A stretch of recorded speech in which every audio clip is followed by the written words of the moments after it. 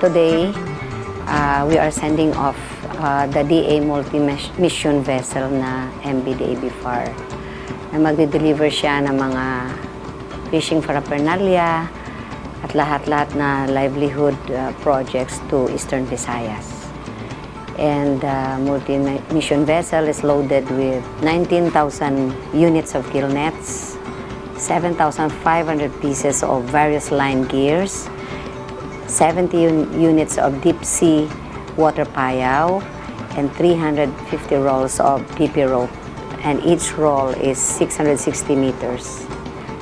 We are now almost in the final stage na ng ating mga tulong.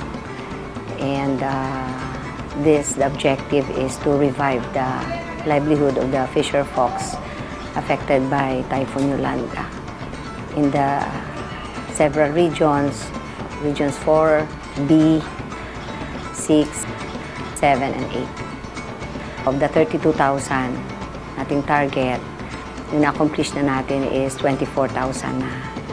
And for the marine engines, complete na tayo, yung 18,000 natin. Tapos na. And may mga iba pa tayo na other livelihood components like for seaweeds, for the milkfish farmers na mga fingerlings, they are now ongoing. Tina-target natin na yung mga major natin na mga assistance matatapos natin by end of June this year.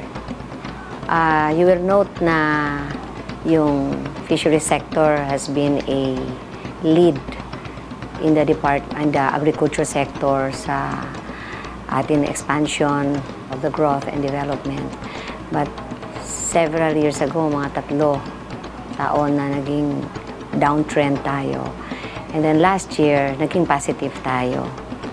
However, ang gains natin last year, medyo ngayon naging negative tayo for the first quarter kasi ito nagre-reflect ng effect ng Yolanda sa buong fishing industry.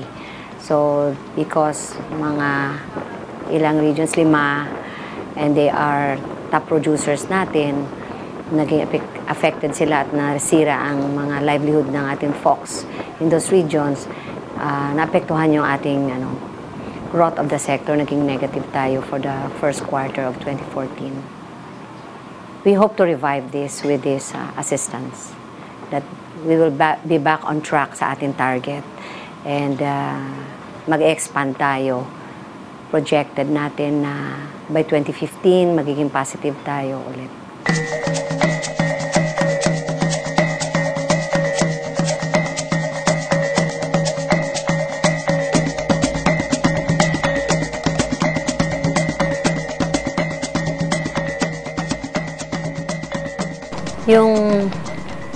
If we look at the results of the first quarter production, medyo hindi pa natin nakita yung total effect natin because some are short-term, some are long-term in the various subsectors of the fishery industry.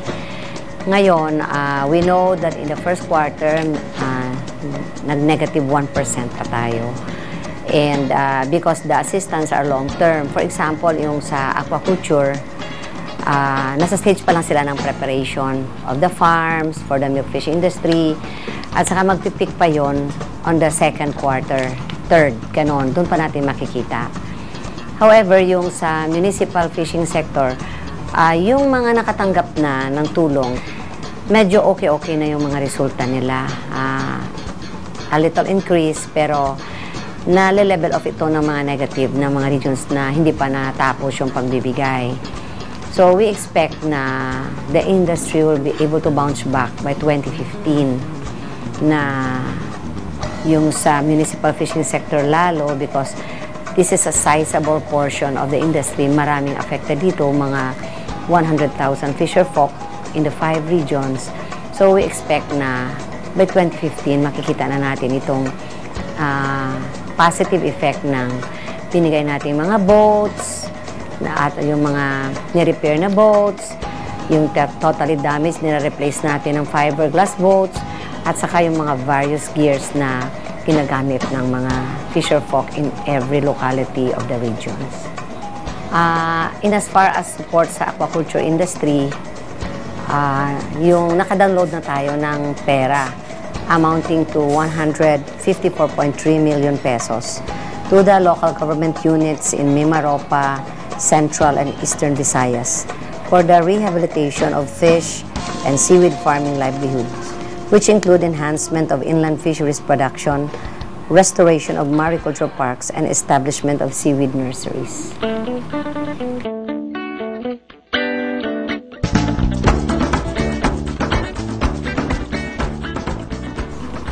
Most kasi ng dala ngayon ng barko are for capture fisheries ng mga municipal fisher folk natin na affected. Now, if we look at the projected natin na total natin number of fisher folk na apektado ng Yolanda, there are about 100,000 of them. Once na-deliver ito, we will be able to help mga 70,000 ng mga fisher folk affected once this is delivered. And of course, meron pa tayo ibang livelihood component for the seaweed farming sector and the aquaculture sector, yung milk fish farmers natin. And to date, mga 1,600 na ang naka-benefit. So we will have about 72,000 out of the 100,000 natin na target. Anyway, we are now in the delivery stage ng mga tulong, and we are working hard na we can almost finish everything na deliver na natin, lahat-lahat, by the end of June. Now, for how we will translate this sa industry at sa production, we foresee na yung expansion ng municipal capture fishery is medyo immediate kasi makapangisda na sila kaagad. However, sa aquaculture, wherein our production is mostly aquaculture ngayon to cover up for the deficit sa capture fishery, meron pa tayong mga gestation period na half a year.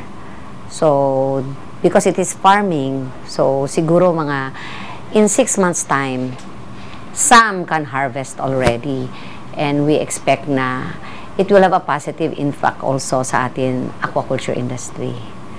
So by that time, we project by 2015, unti-unti na sila naka-recover yung buong industry. Well, our effort will not end there. We want our effort to be sustainable. We have several trainings na ino-organize for them. They're all ongoing kasi bago natin ito pamimigay, may training component muna tayo. So that if we leave them, technically, marunong na sila to sustain the livelihood and how to go about it. And like for example, in the boats, sa replacement natin ng totally damaged boat, nag-train tayo ng mga ilang tao in fiberglass boat making. So para pag nasira, marunong rin sila mag-repair nito. And for the livelihood naman, anyway, we have given them the initial input. Then we expect na i-sustain na nila yon, yung income sa first crop, ituloy na nila sa second crop, and so on. And then they will be back on their feet again. Sa atin naman municipal fishing sector, we ensure na ang binibigay nating mga gear ngayon are non-destructive to our fishing grounds and to the fishery resource. So, unti-unti madadagdagan yung ating it will not be yung bigla na lang lalaki yung production tapos boom and bust style. We want na yung production nila kahit ganun lang ang quantity pero sustainable, because at the same time the fishing method or technique are not destructive. So we replace them with yung environment and friendly and non-destructive gears para masustain na rin ng resource yung kanilang harvest. To our fisher folk na mga ating tinutulungan sa mga areas affected by Typhoon Yolanda, we encourage you to work hard para makarecover kayo. Nagawa na rin ng government ang kanyang part to initially help you to be back on your feet again. And the government is sincere in helping you, bigyan kayo ng inputs and everything para makasimula kayo.